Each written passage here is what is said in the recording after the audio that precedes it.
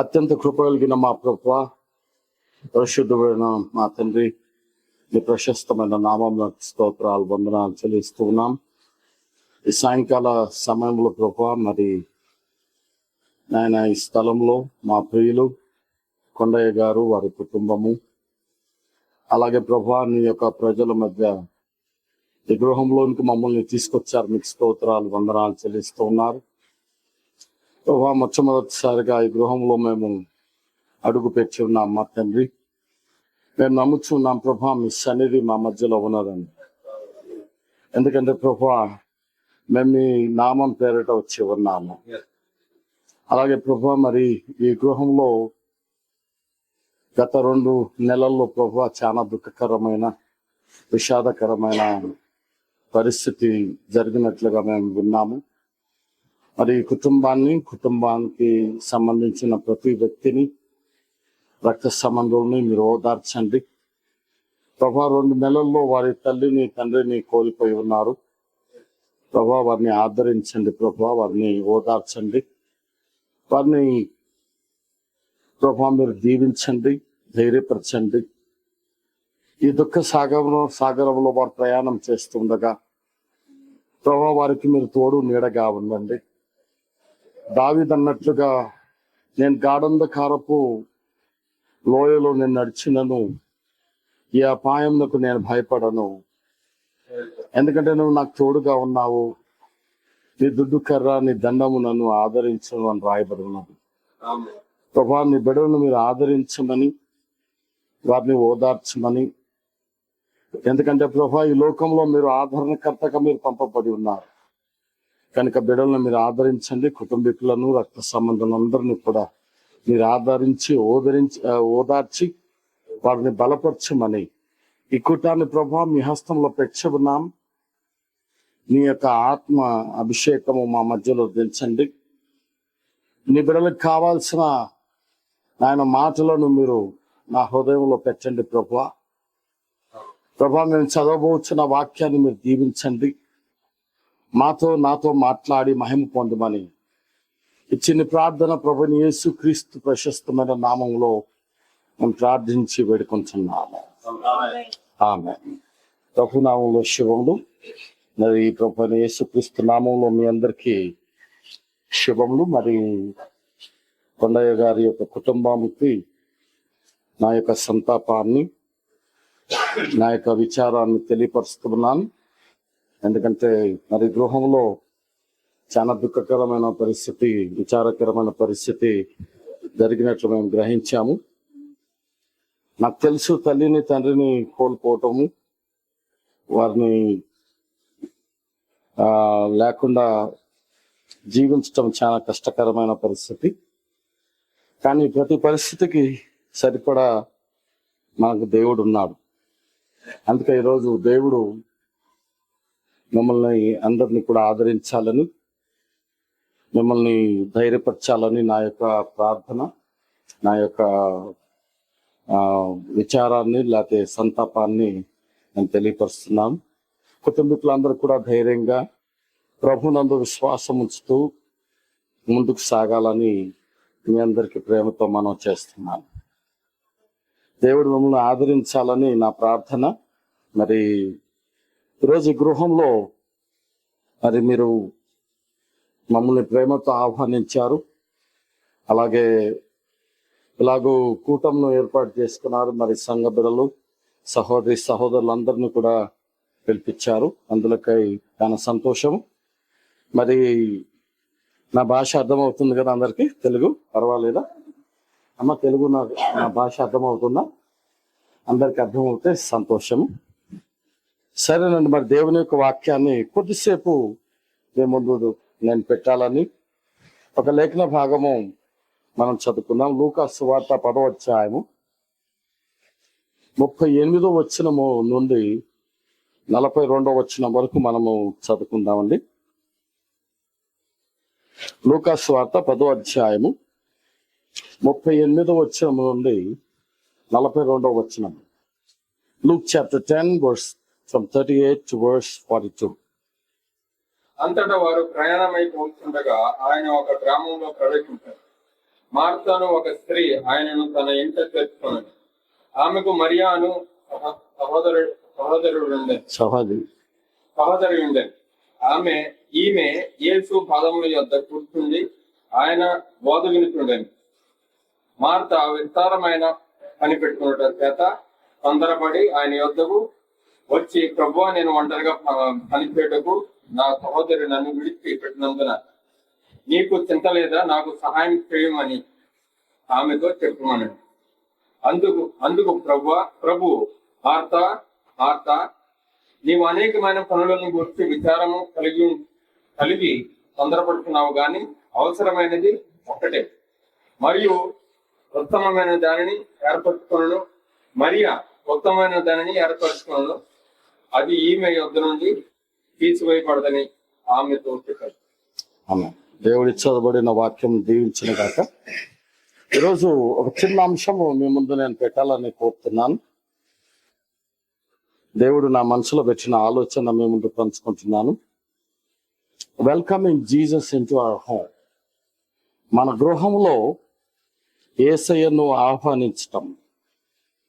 ఇక్కడ యేసు ప్రభు ప్రయాణం చేస్తూ వెళ్తూ ఉండగా ఒక గ్రామంలోనికి వచ్చినట్టుగా దేవుని యొక్క వాక్యం చెప్తా ఉన్నది. అక్కడ ఒక స్త్రీ మార్త అని ఆమె పేరు. అయితే ఆమెకు ఒక సహోదరి మరియా, ఇద్దరు అక్కచెల్లెలు. అలాగే వాళ్ళిద్దరికి సహోదరుడు లాజరస్. వీళ్ళు ఎప్పుడైతే ఆ గ్రామంలోనికి ప్రభువుని యేసుక్రీస్తు వచ్చారో, మార్త ప్రభువును తమ ఇంటికి ఆహ్వానం ఇచ్చింది, తమ ఇంటికి రమ్మని కోరుకున్నది.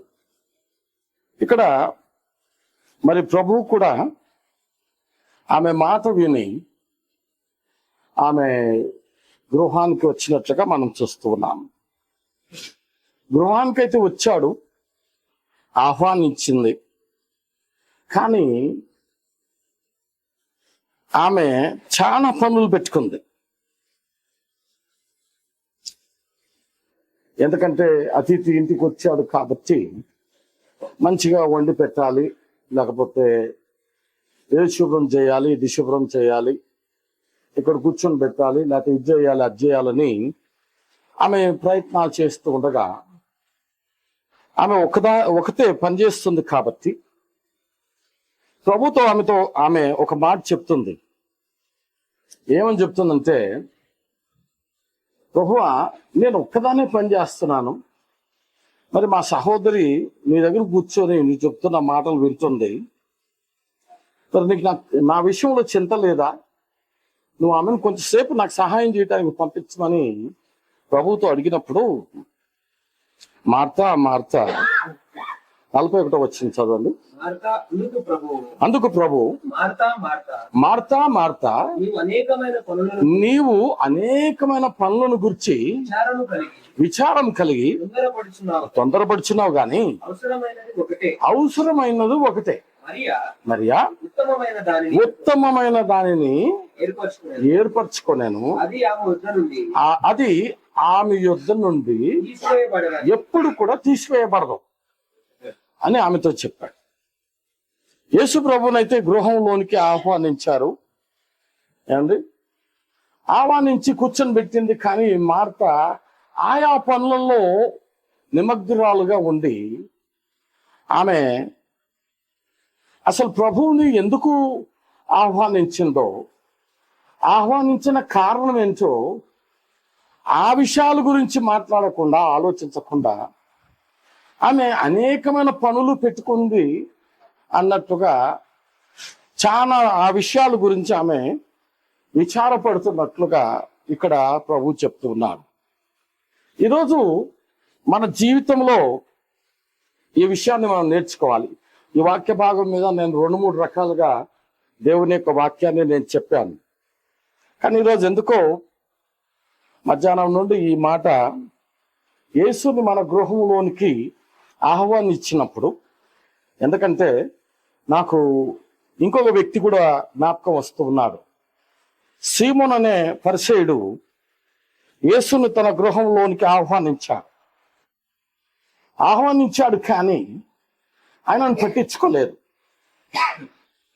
ఆయన గురించి విచారణ చేయలేదు, శ్రద్ధ చూపలేదు. Thank you. ఆయన విషయంలో ఏమాత్రం ఆలోచన కూడా చేయలేదు. యేసుప్రభుని ఎందుకు పిలిపించాడు అంటే ఏదో ఒక అట్రాక్షన్, ఏదో ఒక ఆకర్షణ. ఎందుకంటే యేసుప్రభు ఎక్కడికి వెళ్ళినా కూడా తండోపతండాలు జనాలు, ప్రజలు, అనేక వందల మంది ఆయన వెనకాల వెళ్ళేవారు. సో యేసుప్రభు ఆయన గృహానికి వస్తున్నాడు అనగానే, ఓహో, సీమోన్ ఇంటికి చాలా పెద్ద అతిథి వస్తున్నాడు, అందుకే వేల వేల మంది, వందల మంది వచ్చుతున్నారు అని, అబ్బో, ఈ పట్టణంలో అందరూ కూడా నన్ను చూసి శబాష్ అంటారు, లేకపోతే వా వా అంటారు. ఇలాంటి గొప్ప అతిథిని పిలిపించుకున్నాడు ఆయన సీమోన్ అని తన పేరు ప్రఖ్యాత పెంచుకోవడానికి, తనకు తాను ఒక ఉన్నత స్థాయిలో వెళ్ళటానికి ఆ పని చేశాడే గాని నిజంగా నన్ను పిలిపించాడు, కానీ ఆయన గురించి ఏం శ్రద్ధ తీసుకోలేదు. ఒక వ్యక్తిని మనం ఇంట్లోకి పిలిపించగానే, ఇప్పుడు మేము వచ్చి ఇక్కడ కూర్చున్నాము, రాగానే సహోదరి చక్కటి నీళ్లు గ్లాసులో పెట్టుకొచ్చిందనమాట. అంటే మన ఇంటికి ఎవరైనా వస్తే మనం తప్పకుండా మొట్టమొదట మంచినీళ్ళు ఇస్తాము అండి, తర్వాత అడుగుతాం, మీరు టీ తాగుతారా, కాఫీ తాగుతారా. మనం వాళ్ళకి ఇవ్వవలసిన మర్యాద, ఇవ్వవలసిన గౌరవాన్ని మనం ఇస్తాం, ఆతిథ్యం ఇస్తాం మనం. అది గృహము వారి యొక్క ధర్మం, అది, లేకపోతే అదొక బాధ్యత. అలాగే యేసుప్రభుని పిలిపించాడు ఆయన, కానీ ఏమాత్రం పట్టించుకోవట్లేదు, ఏమాత్రము ఆయన శ్రద్ధ చూపట్లేదు. వేరే వాళ్ళు వస్తుంటే మాత్రం, ఓ, వాళ్ళకి కాళ్ళు కడుక్కోవడానికి నీళ్ళు ఇస్తున్నారు మనుషులు, తర్వాత తల మీద నూనె ఇస్తున్నారు. ఏమండి, తల మీద నూనె అంటించుకోవాలని ఇస్తున్నాడు. తర్వాత లోపలికి రాగానే వారిని వెల్కమ్ చెప్తున్నాడు, చేయగలుగుతున్నాడు. చాలా సంతోషం అండి మీరు వచ్చారు.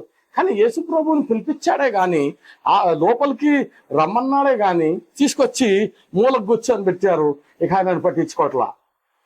మరియా కూడా, మార్తా కూడా అదే పరిస్థితిలో ఉన్నది. ఆయా పనులు పెట్టుకొని ఎంతో విచారపడుతుంది, ఎంతో బాధపడుతుంది.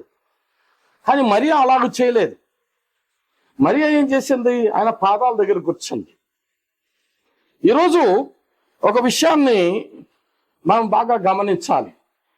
When we want to welcome, the word welcome means, అంటే ఆహ్వానించటం అనే పదము బైబిల్ యొక్క నిజమైన భాషలో మనం చూసినట్లయితే, ఇప్పుడు ఒక వ్యక్తిని మనం లోపలికి రండి అని అన్నప్పుడు మనము మన యొక్క కప్పు కిందికి వారిని తీసుకొని వస్తాము, అంటే మన ఆశ్రయంలోనికి తీసుకొని వస్తాం.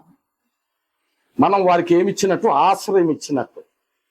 ఈరోజు ప్రభువును మన గృహంలోనికి తీసుకొని రావటం అంటే ఏదో మన కప్పు కిందకి ఆయనని రమ్మని కూర్చొని పెట్టడమే కాదు, కానీ మొట్టమొదట ఆయనను మన హృదయంలో చేర్చుకోవాలి. మార్తా ఇంట్లోకి రమ్మన్నది కానీ యేసయ్యను హృదయంలో చేర్చుకున్నట్టుగా కనపడట్లేదు. ఎందుకంటే ఆమె వేరే వేరే పనులలో చాలా నిమగ్నురాలుగా ఉన్నట్లుగా మనం చూస్తున్నాం, ప్రియమైన దేవుని బిడ్డలారా. కానీ మరీ అలాగ చేయలేదు. రమ్మని రాగానే, ఆయన కూర్చోగానే ఆయన మాటలు చెప్తూ ఉండగా ఆమె మాటలు వింటా ఉన్నది. ఎందుకంటే యేసుప్రభు ఒక చోట ఏమంటాడు అంటే, నేను చెప్పుచున్న మాటలు ఆత్మయు జీవమునై ఉన్నాయని. అందుకే ప్రభువైన యేసుప్రభు వారు ఏమంటారంటే, మార్తా మరియా ఏదైతే ఎన్నుకున్నదో అది అన్నిటికంటే ఉత్తమమైనది. అది ఆమె దగ్గర నుంచి ఎవరు కూడా తీసివేయలేరు. అందుకే ప్రియమైన దేవుని బిడ్డలారా, మరి కుటుంబీకులకు, ఇక్కడ కూర్చున్న దేవుని బిడ్డలందరికీ కూడా ప్రభువైన యేసుక్రీస్తును మన గృహాల్లోనికి మనము ఆహ్వానించాలి. దానికంటే ముందు మన హృదయంలోనికి ఆయనను ఆహ్వానించాలి. ఆయన ఎప్పుడైతే మన హృదయంలోనికి వస్తాడో, ఎప్పుడైతే ఆయన మన గృహంలో ఉంటాడో, చూడండి, పరిస్థితులు మార్పు వస్తాయి, పరిస్థితులు మలుపు తీసుకుంటాయి మన జీవితంలో. చూడండి ప్రియమైన దేవుని బిడ్డలారా, ఈ విషయాన్ని మనం గమనించాలి. తెలుగులో మాట్లాడటం నాకు చాలా అలవాటు తప్పింది. ఇంచుమించు 3 సంవత్సరాల నుంచి నేను తెలుగులో మాట్లాడట్లేదు, ఇంగ్లీష్లోనే నేను వాక్యం చెప్తున్నాను. అది కొంచెం కష్టంగా ఉంది, కానీ పర్వాలేదు. మనకు సమయం కూడా లేదు, అయితే ఇంగ్లీష్ హిందీలో చెప్దాం అనుకున్నాం, కానీ సమయం ఎక్కువ లేదు. కాబట్టి నేను ప్రయత్నం చేస్తాను, చిన్నగా నేను మాట్లాడతాను. ఇక్కడ ఒక విషయాన్ని గమనించాలి. చాలా మంది ఏమనుకుంటున్నారంటే క్రైస్తవ్యం అంటే ఒక భక్తిపరమైన ఒక రిలీజియస్ యాక్టివిటీ అనుకుంటారు. అంటే భక్తిపరమైన ఒక కార్యక్రమాలు అని అనుకుంటారు, లేకపోతే ఒక రిలీజియస్ డిసిషన్ అనుకుంటారు. మతపరమైన నిర్ణయము, లేకపోతే మతపరమైన కార్యక్రమాలు, దాంట్లో మన ఆచారాలు, మన సాంప్రదాయాలు, మనకున్న ఈ భూప్రపంచంలో ఉన్న పరిస్థితులన్నీ కూడా మనము తీసుకొచ్చి మొత్తాన్ని కలిపేసేసి క్రైస్తవ్యం అని అనుకుంటున్నాం. మనం క్రైస్తవ్యం అంటే ఏదో మతపరమైన లేకపోతే యాక్టివిటీకి కార్యక్రమాలు కావండి. ఏదో క్రైస్తవ్యం అంటే మనం చర్చికి వెళ్ళాలి అంటే ఈ రోజుల్లో కనీసం ప్రజలు చర్చికి కూడా రావట్లేదు. అంటే మెయిన్ ల్యాండ్లో సమస్య చెప్తున్నాను. ఎందుకంటే ఉద్యోగాలన్నీ మాకు వ్యాపారాలు ఉన్నాయని ఒకళ్ళు, టైం లేదని ఒకళ్ళు, లేకపోతే మాకు బాగోలేదని ఒకళ్ళు, ఇలాగ సాకులు చెప్పుకుంటా వారు దేవుని సన్నిధికి రాకుండా ఉన్నారు. కొందరైతే ఎలాంటి వారు అంటే మార్తమ్మలాగా యేసుప్రభుని ఆహ్వానిస్తారు, అంటే చర్చికైతే వస్తారు కానీ తెలుగులో అంటారు కదా, శరీరం ఎక్కడ ఉంటుంది, మనసంతా ఎక్కడో ఉంటుంది. ఇలాంటి పరిస్థితుల్లో క్రైస్తవ్యం నడుస్తూ ఉన్నది. ఎందుకో నాకు తెలియదు, ఈ భావం నాకు దేవుడు ఎందుకు ఇచ్చాడో, ప్రేరేపణ నాకు తెలియదు. కొంచెంసేపు సతమతం అయ్యాను నేను. ఎందుకంటే నేను వచ్చేది ఈ గృహానికి మొట్టమొదటిసారి. అంతేకాదు ఈ గృహంలో చాలా దుఃఖకరమైన పరిస్థితి, విచారకరమైన పరిస్థితి జరిగింది. మరి ఎందుకు ఈ ఆలోచనలు పెట్టాడు దేవుడు నాకు తెలియదు, కానీ నేను నమ్ముతున్నా దేవుడు తప్పకుండా ఆయన చిత్తాన్ని కలిగి ఉన్నాడు, ఆయన యొక్క ప్రణాళికను కలిగి ఉన్నాడు. కనుక క్రైస్తవ్యం అంటే ఏదో మతపరమైన ఏదో చర్చికి వెళ్ళాలి, ఏదో చర్చికి వెళ్ళి ప్రార్థనకి వెళ్ళాలి, ఏదో మనం బాప్తిజం పొందాలి, లేకపోతే మారు మనసు పొందాలి, లేకపోతే మనం కానుకలు ఇవ్వాలి, లేకపోతే దశభాగం ఇవ్వాలి, లేకపోతే మనం క్రైస్తవులని పేరు పెట్టుకొని జీవించాలి. ఇది కాదండి క్రైస్తవ్యం అంటే. క్రైస్తవ్యం అంటే ఏంటి? ప్రభువును మన హృదయంలో అంగీకరించాలి, పూర్తిగా మనం చేర్చుకోవాలి. చాలా మందికి యేసుప్రభు నాకు రక్షకుడే, ఆయనను రక్షకుడుగానే ఉంచుకుంటున్నారు, కానీ ప్రభువుగా మాత్రం చేసుకోవట్లేదు. ప్రభు అనగా ఏలువాడు, ప్రభు అనగా ఏలువాడు అంటే పరిపాలించువాడు. ఈరోజు దేవుడు ప్రభు అయిన యేసుక్రీస్తు వారు మనకు రక్షకుడుగా కాదు ఉండవలసింది, అంటే ఆయన మన రక్షకుడే, కానీ కేవలం రక్షకుడుగా కాదు ఉండవలసింది, కానీ ఆయన మన జీవితంలో ప్రభువుగా కూడా ఉండాలి. ప్రభు అంటే ఇప్పుడు మీ భర్త ఉన్నారు, ఆయన మీ ప్రభు అంటే మిమ్మల్ని పరిపాలించేవాడు, మిమ్మల్ని ఏలేవాడు, మీ కుటుంబాన్ని నడిపించేవాడు, మీ కుటుంబానికి ఏం కావాలో ఏం అవసరమో ఇవన్నీ కూడా చూసుకొని ఆయన అన్ని కూడా సమకూర్చేవాడు, అంటే పరిపాలించేవాడు. ఆయన మన తెలుగులో యజమానుడు అంటాం. అట్లాగే ప్రభు అయిన యేసుక్రీస్తు కేవలం మన రక్షకుడు కాదండి, ఆయన ఈరోజు మనకు ప్రభువుగా ఉండాలి. అంటే ఆయన మన జీవితాన్ని ఏలాలి, మన జీవితాన్ని ఆయన పరిపాలించాలి. అండ్ ఎప్పుడైతే ఈ విషయం జరుగుతుందో ఆయన మన గృహాన్ని కూడా పరిపాలిస్తాడని, మన కుటుంబాన్ని కూడా ఆయన పరిపాలిస్తాడు, కుటుంబంలో ఉన్న ప్రతి వ్యక్తిని ఆయన ఏలుతాడు. అందుకే యేసయ్యను ఆహ్వానించటం గొప్ప విషయం కాదు, కానీ ఆయన పాదాల దగ్గర కూర్చోవటం నేర్చుకోవాలి. గృహంలో అంటే గృహంలో ఏం జరగాలి? ప్రార్థనలు జరగాలి. గృహంలో ఏం జరగాలి? ఆరాధన జరగాలి. గృహంలో దేవుని స్తుతులు చెల్లించాలి.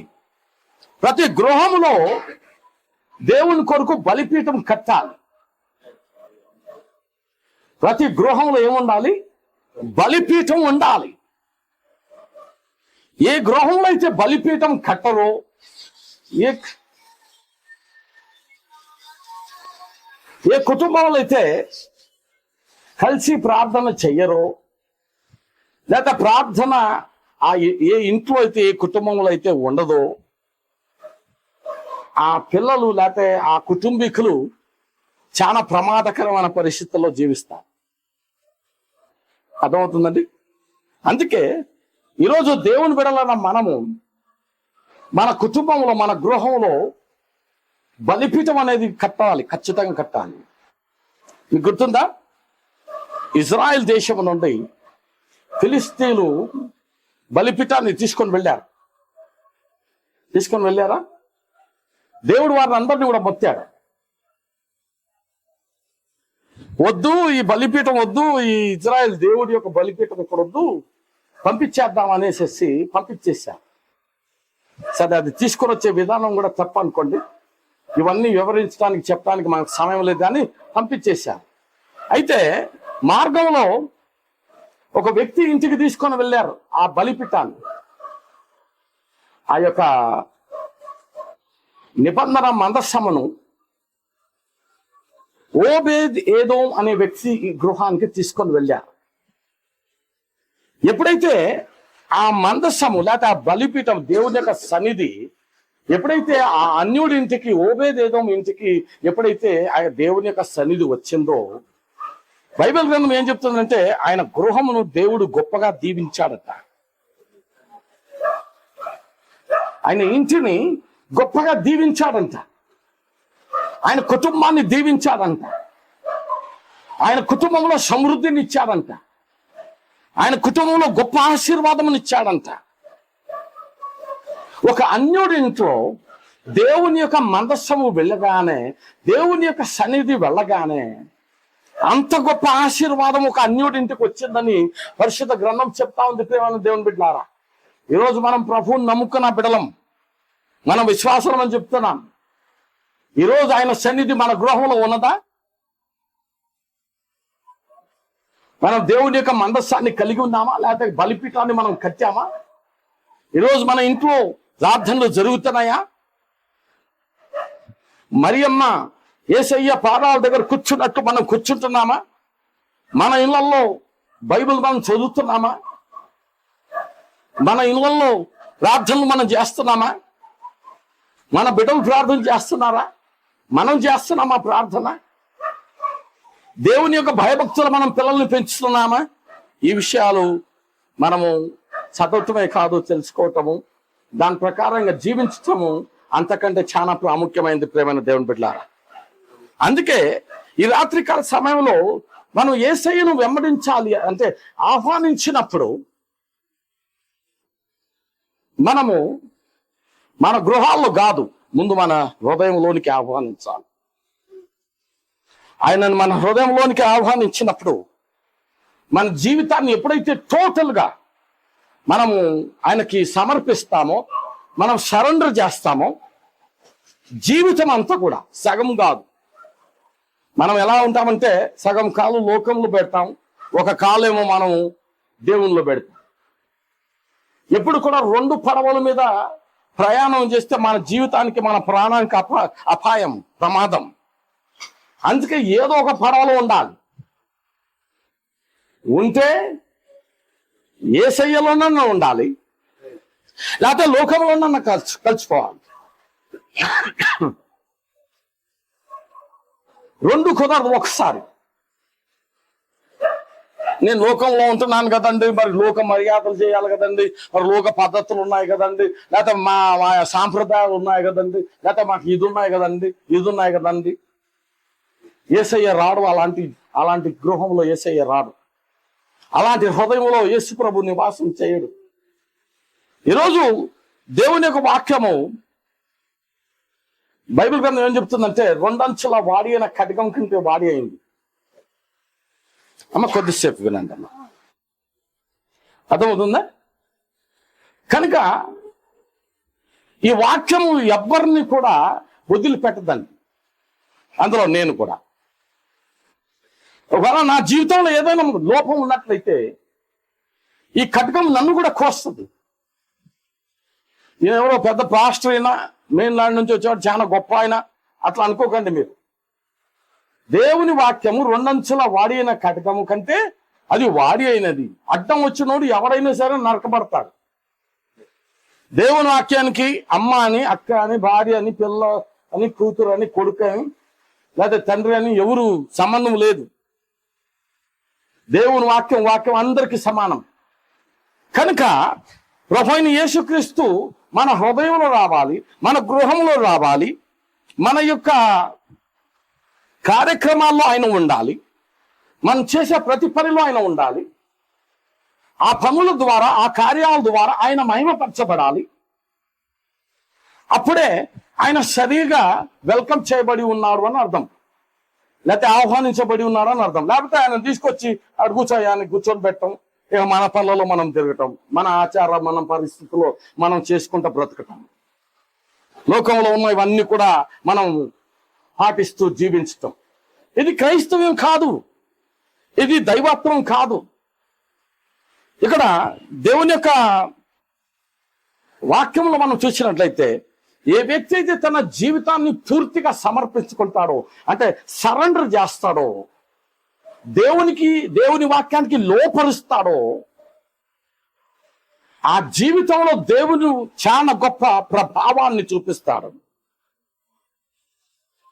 చాలా గొప్ప ప్రభావాన్ని చూపిస్తాడు. ఎలాంటి ప్రభావం అంటే, ఆయన జీవితంలో, ఆయన మాటల్లో, ఆయన నడకలో, ఆయన చూపులో, ఆయన ప్రవర్తనలో గొప్ప మార్పును తీసుకొస్తాడు. There will be a dramatic change, there will be an dramatic effect on that persons life. ఆ వ్యక్తి యొక్క జీవితం మీద చాలా ప్రభావం, ఒక ఆశ్చర్యమైన రీతిలో దేవుడు ఆ మార్పును తీసుకొచ్చి ఆ వ్యక్తిని మన ముందు పెడుకుంటాడు. మన ఇంట్లో కూడా, మన గృహంలో కూడా మార్పు వస్తుంది. ఈరోజు మన జీవితాల్లో మరి అటు మార్పు వచ్చిందా? నిజంగా యేసు ప్రభు మన హృదయంలోనికి వచ్చాడా? ఆయన మన గృహంలో నిజంగా ఉన్నాడా? లేకపోతే ఏదో పేరు కోసం క్రైస్తవులమా, నామకార్థంగా క్రైస్తవులమా? లేకపోతే మా అమ్మ నాన్న చర్చికి వెళ్తారు, మేము కూడా వెళ్తా ఉన్నామండి. లేకపోతే మా తాత ముత్తాతలు క్రైస్తవులు కాబట్టి మేము క్రైస్తవులండి అంటే మేము ప్రార్థనకి వెళ్తున్నామండి. నేను పుట్టకన్నా ముందే మా అమ్మ నాన్న క్రైస్తవులు, దాని అర్థం నేను క్రైస్తవున్నా సార్? మా అమ్మ నాన్న నేను పుట్టకన్నా ముందే క్రైస్తవులు. వారు ప్రభువును అంగీకరించారు, వారు సువార్త ప్రకటిస్తున్నారు, బైబిల్ వాక్యం సత్యాన్ని బోధిస్తున్నారు. వాళ్ళు బోధిస్తున్నారు, వారు నమ్మారు కాబట్టి నేను వాళ్ళ కడుపులో పుట్టాను కాబట్టి నేను కూడా క్రైస్తవునైనా, నేను కూడా క్రైస్తవుని అయిపోయానా? చెప్పండి, చెప్పండి, ధైర్యంగా మాట్లాడండి. నేను కూడా క్రైస్తవుని అయిపోయానా లేదా? ఎందుకు లేదంటున్నారు? నేను క్రైస్తవ తల్లిదండ్రులకు పుట్టాను, క్రైస్తవ కుటుంబంలో పుట్టాను, మా ఇంట్లో ప్రార్థనలు జరిగాయి, మా ఇంట్లో పాటలు పాడేవాళ్ళు, మేము చిన్నప్పటి నుంచి ప్రార్థన నేర్చుకున్నాం, పాటలు నేర్చుకున్నాం, వాక్యం నేర్చుకున్నాం. బైబిల్ చదవకపోతే మాకు ఆ రోజు అన్నం పెట్టేది కాదు మా అమ్మ. అలాంటి పరిశ్రమలు పెంచారు. మరి నేను క్రైస్తవుని కాదంటారా? చాలా ధైర్యంగా చెప్పారు ముగ్గురు నలుగురు ఇక్కడి నుంచి. నేను ఎంత హృదయపూర్వకంగా చేసినా నేను క్రైస్తవుని కాను. ఎందుకు గాను? ఎందుకంటే క్రీస్తు నాలోనికి రాలేదు.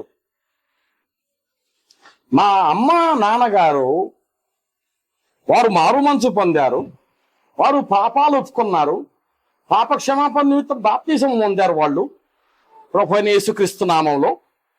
ఆ తర్వాత వారు పరిశుద్ధాత్మను పొందారు, వారు భక్తి జీవితాన్ని కొనసాగిస్తున్నారు, వారు దేవునితో నడుస్తున్నారే గాని మరి నేను మారు మనసు పొందలేదుగా, నేను నా పాపములు ఒప్పుకోలేదుగా, నేను ఆయనను స్వీకరించలేదుగా, నా హృదయంలోనికి రమ్మని ఆహ్వానించలేదు కదా, నా పాప జీవితం నేను విడిచిపెట్టలేదు కదా. సో ఎప్పటి వరకైతే నా పాప జీవితాన్ని నేను విడిచిపెట్టను, ఇప్పుడు నేను పుట్టింది దైవజనుడి ఇంట్లోనే పుట్టాను. అంటే చిన్నప్పటి నుంచి నాకు ప్రార్థన, సంఘము, ప్రార్థనకి వెళ్ళాలి, చర్చికి వెళ్ళాలి, పాటలు పాడాలి, బైబిల్ చదవాలి. చిన్నగా కంజర్ వాయించాను, ఆ తర్వాత బాంగోస్ వాయించేవాడిని, తర్వాత కాంగోస్ వాయించేవాడిని. అంత బాగానే ఉంది. మరి నేను ఈరోజు అంటే నేను ఇలా యవనస్తులుగా ఉన్నప్పుడు నేను సినిమా హాల్కి ఒకసారి కూడా వెళ్ళలేదు, ఒక సినిమా కూడా చూడలేదు. నా జీవితంలో ఎప్పుడు నేను సిగరెట్ని పట్టుకోలేదు. నా జీవితంలో ఎప్పుడు, ఎందుకంటే మా నాన్నగారు పాస్టర్ అండి. నేను దైవజనుడి ఇంట్లో పుట్టి పెరిగాను. నేను ఎప్పుడు కూడా తాగలేదు. ఈ రోజు వరకు నేను పొగాకు కూడా నమ్మలేదు. నా జీవితంలో నేను ఏమీ చేయలేదు.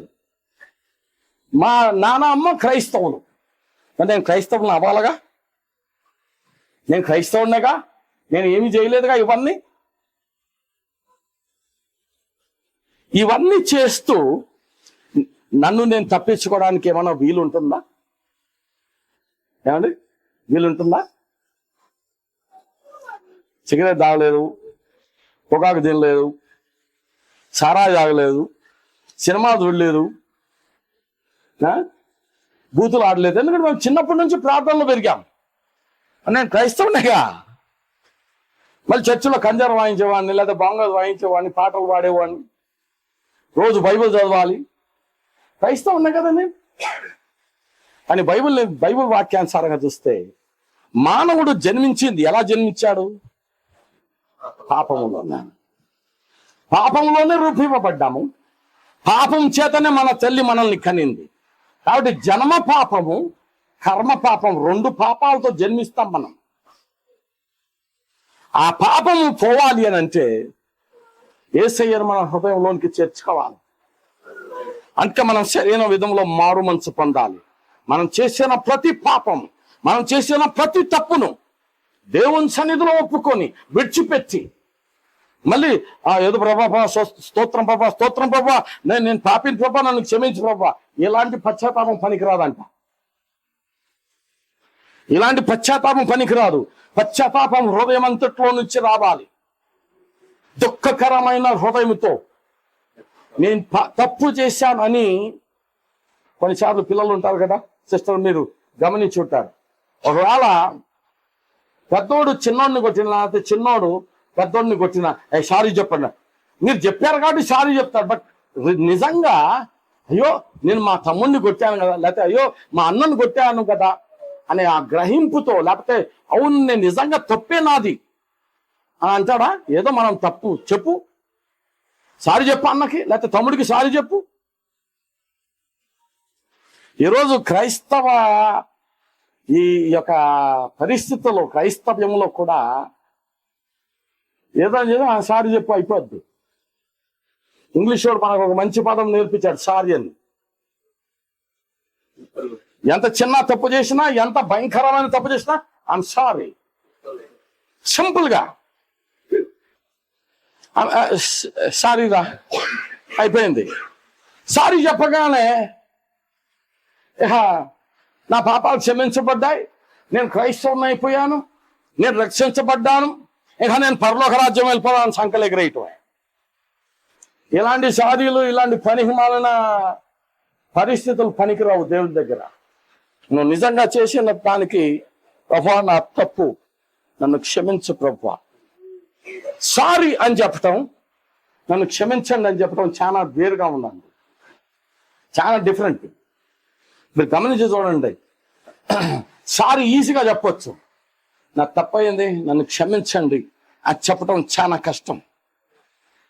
ఈరోజు మనం అందరం కూడా దేవుని సన్నిధిలో మనం చేసిన ప్రతి తప్పుని కూడా, ప్రభువా నేను తప్పు చేశాను, నన్ను క్షమించు ప్రభువా అని మన హృదయంతో పశ్చాత్తాపడి మనం నిజంగా భారభరితమైన హృదయంతో ప్రార్థన చేసినట్లయితే, కన్నీటి ప్రార్థన చేసినట్లయితే తప్పకుండా మన పాపాలు క్షమించబడతాయి. అలాంటి మారు మనసు మనకు కావాలి, అలాంటి పశ్చాత్తాపం మనకు కావాలి.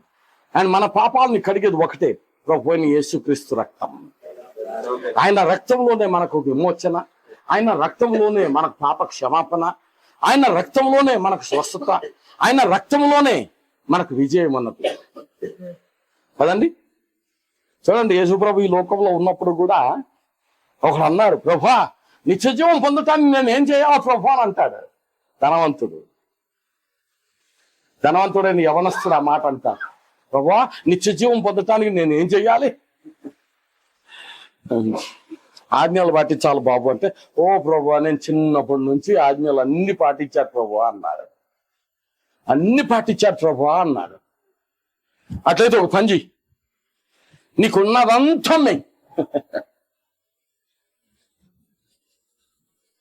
నీకున్నదంతా అమ్మేసేసి బీదాలకు ఇచ్చేసేయి, నన్ను వెంబడించన్నాడు. ఎవరైనా ధనవంతుడు, మనకులాగా ఏదో మిడిల్ క్లాస్ ఫ్యామిలీ కాదు ఆయన, ధనవంతుడు ఆయన. మన భాషలు చెప్పాలంటే లక్షాధికారం కోట్లాధికారం. నిత్యజీవం అంటున్నాడు ప్రభు. సరే వాక్యాన్ని పాటించి మరి 10 ఆజ్ఞలు అన్ని పాటించి చిన్నప్పటి నుంచి పాటిస్తాను నాకులాగా. కోపం ఉన్నా లేకపోయినా అమ్మ నాన్నకు భయపడి మాత్రం బైబిల్ చదివేవాళ్ళం, అంతే కదా, అవునా కదా. లోపల ఉన్నా లేకపోయినా అమ్మ నాన్న కొడతారని భయంతో బైబిల్ చదవాలి. అర్థమైన తెలుగు? ఏమిటి తెలుగుడే? నాకులాగా సరిగా నాకన్నా కొంచెం తెలుగు వచ్చు, కానీ ఈయనకి అసలు రాదు. दिल में नहीं रिया तो भी माँ बाप मारेगा करके बाइबल पढ़ने का।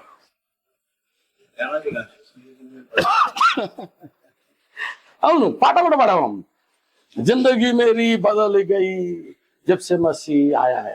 सच्ची में आया क्या? That was the question. So ఈ ధనవంతుడు అంటాడు, ప్రభు నిత్య జీవం కావాలంటే సరే ఓకే, ఆజ్ఞలు పట్టినట్టు పాటిస్తున్నాం ప్రభా, అన్ని చేస్తున్నాం, ఉన్నదంతా అమ్మేసేయి. ఇప్పుడు ధనవంతుడండి తను ధనవృత్తి చేసుకున్నప్పుడు, ధనం వచ్చినప్పుడు ధనంతో పాటు గౌరవం వచ్చిందండి. ఆ వ్యక్తికి ఏమొచ్చింది? గౌరవం వచ్చింది. ఆయన రోడ్డు మీద వెళ్తా ఉంటే, సార్ నమస్తే సార్, నమస్తే సార్, సార్ నమస్తే సార్ అని అందరూ వీధులు అంతా కూడా, ఎందుకంటే ధనవంతుడు ఆయన. ఇప్పుడు మన ఏరియాలో కూడా ఎవరైనా ధనవంతులు ఉంటే చాలా వాళ్ళు ధనవంతులని నమస్తే సార్ అని అంటామా లేదా? సో ఉన్నదంతా అమ్మేసేస్తే తర్వాత ఎవరు నమస్తే పెట్టాడు వీడికి? ధనం పోయింది అనుకోండి, మర్యాద పోయేది. ధనం పోతే ఘనత కూడా పోయేది. ధనం పోతే వీధులు పోయేటప్పుడు ఎవరు కూడా ఎత్తి చూడరు ముఖము, ఎవరు కూడా సార్ నమస్తే అనరు. అందుకే నీకున్నదంతా అమ్మేసేసి నువ్వు బీదలకు పంచిపెట్టి నన్ను వెంబడించాయా అని అంటే ఆ మాట చాలా దుఃఖం అనిపించిందంట, చాలా దుఃఖాన్ని కలిగించింది. కాబట్టి హృదయం నొచ్చుకొని ఆయన తిరిగి వెళ్ళిపోయాడంట. చివరికి ఏమైంది? అదే వేరే సువార్తలు చదివితే ఈ ధనవంతుడు ఇంటి ముందే లాజరు ఉండేవాడంట, అడుక్కొని తినేవాడు. అంటే 4 సువార్తలు మత్తయి, మార్కు, లూకా, యోహాను కొంచెం డిఫరెంట్ గా రాసుకొచ్చారు ఒకే సంఘటన, కానీ వారి అనుభవం ద్వారా ఈ ధనవంతుడి ఇంటి ముందే లాజరు ఉండేవాడు. ఈయన రొట్టె ముక్కలు పడేస్తే ఏరుకొని తిని బతికాడు ఆయన. కానీ ఆయన చనిపోయిన తర్వాత అబ్రహాం రొమ్మున అనుకున్నాడు, దేవుని సన్నిధిలో ఉన్నాడు. ఈ ధనవంతుడు ఎక్కడికి వెళ్ళాడు? అన్ని భోగాలన్నీ కూడా అనుభవించాడు ఈ భూమి మీద, అన్ని కలిగి ఉన్నాడు. కానీ యేసయ్యను కలిగి లేడు. యేసయ్యను తన హృదయంలో ఆహ్వానించలేకపోయాడు. యేసయ్యను తన గృహంలోనికి రమ్మని చెప్పలేకపోయాడు, వెంబడించలేకపోయాడు. ఇటువంటి క్రైస్తవులు ఈ భూమి మీద చాలా మంది ఉన్నారు ఈరోజు. ప్రేమను దేవుని ఉన్నారు, చాలా మంది ఉన్నారు. వాళ్ళు అనుకుంటున్నారు మేము భక్తి చేస్తున్నాం, వాళ్ళు అనుకుంటున్నారు మేము క్రైస్తవులం, వారు అనుకుంటున్నారు మేము చాలా మంచి వాళ్ళము, వాళ్ళు అనుకోవచ్చు మేము చర్చికి వెళ్తున్నాం, మేము చర్చిలో చాలా యాక్టివ్ మెంబర్స్, మేము చర్చ్ యొక్క యాక్టివిటీస్లో మేము చాలా మా మా భాగం ఉంది, మేము చాలా ఇన్వాల్వ్ అయి ఉంటాము. చర్చిలో మేము అన్ని పనులు చేస్తాం, మేము పాస్టర్ గారికి ఎంతో సహాయపడతాము, ఆయనకు మేము తోడుగా ఆయనకి జతగా ఉంటాము.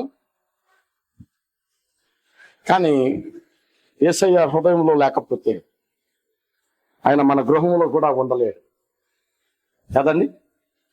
ధనవంతుడు చూడండి, చివరికి ఆయన జీవితం ఏమైపోయింది.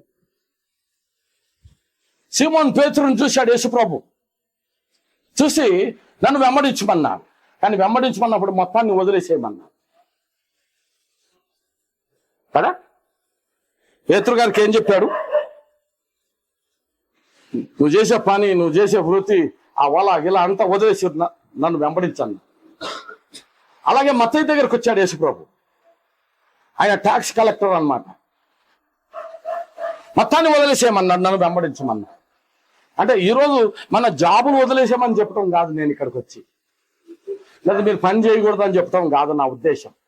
నా ఉద్దేశం ఏంటంటే మొట్టమొదట దేవుడు మనకు ఉండాలి. మొట్టమొదట ప్రాధాన్యత, మొట్టమొదట స్థానము, ప్రథమ స్థానం మనం ప్రభువుకి ఇవ్వాలి. అది మన ఇంట్లో కానీ మన పనుల్లో కానివ్వండి. ఎప్పుడు ఇస్తాం మనం? ఎప్పుడైతే ఆయన మన హృదయంలో ఉంటాడో అప్పుడే మనం ఇవ్వగలుగుతాం. అందుకే ప్రియమైన దేవుని బిడ్డలారా, ఈరోజు యేసు ప్రభువుని మన గృహంలో ఆహ్వానించటం అంటే అదేదో ఒక సంఘానికి సభ్యుడు కావటం కానీ, లేకపోతే ఏదో బాప్తిజం పొందటం, లేకపోతే ఏదో చర్చికి సభ్యత్వాన్ని తీసుకోవటము, ఇది కాదు క్రైస్తవ జీవితం అంటే.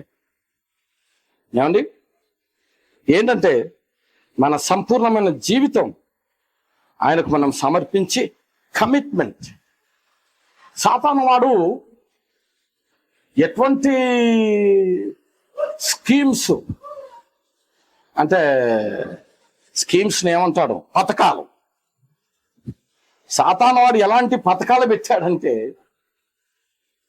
దేవుని బిడ్డలు దేవునికి కట్టుబడి ఉండటానికి వీలు లేకుండా చేస్తున్న అలాంటి పథకాలు పెడుతున్నాడు. The schemes of the devil is so cunning that he is destroying. He is not letting the child of God, to commit to the Lord. దేవునికి ఏదైతే కట్టుబడి ఉండాలో, అంటే ఒక వ్యక్తి, ఇప్పుడు మీరు జాబ్ చేస్తున్నారు, మీ సుపీరియర్కి మీరు కట్టుబడి ఉండాలి, మీరు కమిట్ అయి ఉండాలి. మీ సుపీరియర్ అంటాడు, సార్ ఫలానా రోజుల్లో ఈ ప్రాజెక్ట్ అయిపోవాలి, లేకపోతే ఈ పని అయిపోవాలి. ఓకే సార్ అంటే మీరు ఏమయ్యారు? కమిట్ అయ్యారు.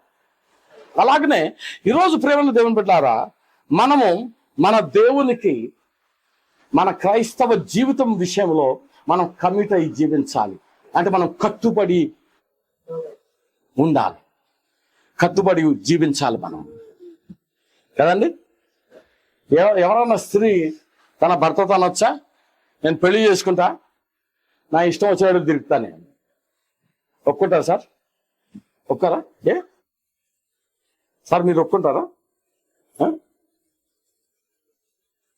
ఒప్పుకుంటారమ్మా? ఏ స్త్రీ అయినా ఒక పురుషుడిని వివాహం చేసుకొని, నేను పెళ్లి చేసుకుంటా, నీ బట్టలు తీసుకొని రా, కట్టుకుంటా, నువ్వు అన్నం పెట్టు, నీ ఇల్లు కావాలి అని నా ఇష్టం వచ్చినట్టు తిరుగుతా నేను, నువ్వు నన్ను ఏం అంటానికి వీల్లేదు. అది పెళ్ళి అంటారా? అదొక కుటుంబం అంటారా? క్రైస్తవులు అయ్యాం, మీరు రమ్మన్నారు కాబట్టి వచ్చాము, చర్చికి రమ్మంటున్నారు వచ్చాము, వాక్యం వినమంటున్నారు వింటున్నాం. మేము బయటికి వెళ్ళిన తర్వాత మా ఇష్టం వచ్చినట్టు చేసుకుంటాం, మీకు అనవసరం, చర్చికి అయితే వస్తాం. అదేనా క్రైస్తవ్యం? అదేనా దేవునితో ఉన్న సావాసము, సంబంధము? ఈరోజు మన జీవితాలను మనము పరీక్షించుకునే అవసరత ఎంతగానో ఉన్నది ప్రేమైన దేవుని బిడ్డలారా. మరి దేవుని యొక్క వాక్యం మనకు చెప్తా ఉన్న విధానాన్ని మనం చూస్తే ఆయన రాకడ చాలా సమీపంగా ఉంది. మనము లోకం కొరకు చావాలి, లోకము మన కొరకు చనిపోవాలి. ఏమండి, మనము లోక విషయంలో చనిపోవాలి, మనం లోకానికి మనము ఏమాత్రం చోటు మన జీవితంలో ఇవ్వకూడదు. ఈరోజు ఏమైనా మనము స్థానం ఇస్తే, నిజంగా యేసయ్యను మన గృహంలో మనం ఆహ్వానించాలి అంటే ముందు మన హృదయంలో ఆయన చేర్చుకోవాలి. మన జీవితంలో మార్పు రావాలి. మన స్వభావంలో, మన వ్యవహారాల్లో, మన చూపులో, మన నడకలో, మన ప్రవర్తనలో, మన జీవిత విధానంలో మార్పు రావాలి. ఎప్పుడైతే ఈ మార్పు మనం తీసుకొస్తామో మన కుటుంబంలో కూడా మార్పు వస్తుంది. ఎందుకంటే మార్పు తెచ్చేవాడు ఆయన. నేను మార్పు తీసుకొని రాలేదు, మీ పాస్టర్ గారు ఆయన మీలో మార్పు తీసుకొని రాలేదు. మేము మానవులం. బ్రదర్ జాన్ ఉన్నారు, బ్రదర్ పాస్టర్ ఆండ్రూ డేవిడ్ గారు ఉన్నారు. మేము మానవులం, మేము మార్పులు తీసుకొని రాలేము. మేము జస్ట్ దేవుని యొక్క వాక్యం ఇలా ఉంది అని చూపిస్తాం, దేవుని వాక్యం ఇలా ఉంది అని చెప్తాం, అంతవరకే. కానీ ప్రియమైన దేవుని బిడ్డలారా, ఈ రాత్రికాల సమయంలో నేను ప్రభు పేరిట మీ అందరికీ చేతులు జోడించి మనం చేస్తున్నా. మనం జీవిస్తున్న రోజులు చాలా భయంకరమైనవి. ఆయన రాకడ చాలా సమీపంగా ఉంది. ఆయన త్వరగా వచ్చుచున్నాడు. 2023 సంవత్సరాల క్రితం ఆయన పాపులను రక్షించడానికి వచ్చాడు. కానీ ఇప్పుడు ఆయన పాపుల గురించి రావట్లేదు. రక్షించబడి ఏ వ్యక్తి అయితే ఆయన కొరకు జీవిస్తున్నాడో, పరిశుద్ధంగా తన జీవితాన్ని గడుపుతున్నాడో, ఆ వ్యక్తి కొరకు ఆయన త్వరగా వచ్చుచున్నాడు. ఆయన మేఘారుడై వచ్చుచున్నాడు. ప్రేమన్న దేవుని బిడ్డలారా, బైబిల్ గ్రంథం చెప్తుంది, మనం కన్ను రెప్ప పాటున మనం మార్పు చెందుతాం. అందుకే ఈరోజు అనుదిన జీవితంలో ప్రతి అడుగులో మనం దేవునితో ఐక్యత, దేవునితో అన్యోన్యత. We need to have an intimate relationship with God. We need to maintain that intimacy. ఆ అన్యోన్యత, దేవునితో దగ్గర సంబంధాన్ని మనం కలిగి జీవించవలసిన వారంగా ఉన్నాం. ఎందుకంటే ఆయన త్వరగా వచ్చుచున్నాడు. దేవుడు మరి మిమ్మల్ని అందరినీ కూడా దీవించును గాక. మరి మనం విన్న వాక్య ప్రకారంగా జీవించడానికి మనం ప్రయత్నిద్దాం. దేవుణ్ణి అడుగుదాం, ప్రభువా నీ పరిశుద్ధాత్మ సహాయం నాకు కావాలి. నీ పరిశుద్ధాత్మతో నన్ను నింపండి ప్రభువా. నీ ఆత్మతో నన్ను నింపి బలపరిచి నీ వాక్యానికి లోబడి నీకు ఇష్టలుగా జీవించే కృపను మాకు దయచేయి మనం ప్రార్థన చేద్దాం. దేవుడు మిమ్మల్ని అందరినీ కూడా దీవించును గాక. ఈ కుటుంబానికి నా కృతజ్ఞతలు, అలాగే పాస్టర్ పౌల్ గారికి కూడా నా యొక్క కృతజ్ఞతలు. Thank you very much brother Paul. God bless you.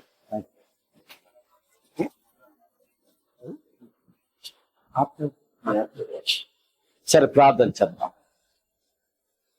అత్యంత కృప కలిగిన మా తండ్రి, కృప కలిగిన మా ప్రభువా, దయగలిగిన మహారాజా, నీ పరిశుద్ధమైన నామమునకు స్తోత్రాలు ప్రభువా. మరి మీరు ఇచ్చిన వాక్యాన్ని నా హృదయంలో మీరు ప్రేరేపించిన విధానాన్ని ప్రభువా నేను నీ ప్రజలు ఎదుట పెట్టి ఉన్నాను. ఈ బిడ్డలు మీ బిడ్డలు ప్రభువా, మీరు రక్తం పెట్టి కొన్న నీ ప్రజలు ప్రభువా, వీరిపై నీ కరుణ కటాక్షం ఎల్లప్పుడు ఉంచండి. నీ దయా నీ కనికరం ఎల్లప్పుడు ఈ బిడ్డలపై ఉంచండి ప్రభువా. ముఖ్యంగా ఈ కుటుంబాన్ని మీరు దీవించండి, ఆదరించండి. మరొకసారి వీరిని ఓదార్చండి ప్రభువా. విన్న వాక్యం మా హృదయంలో, ఇక్కడికి వచ్చిన ప్రతి బిడ్డ యొక్క హృదయంలో నీరు కట్టండి నాయన ప్రభువా. మేము వినువారమే కాకుండా అలాగూ జీవించే వారముగా మమ్మల్ని చేయండి.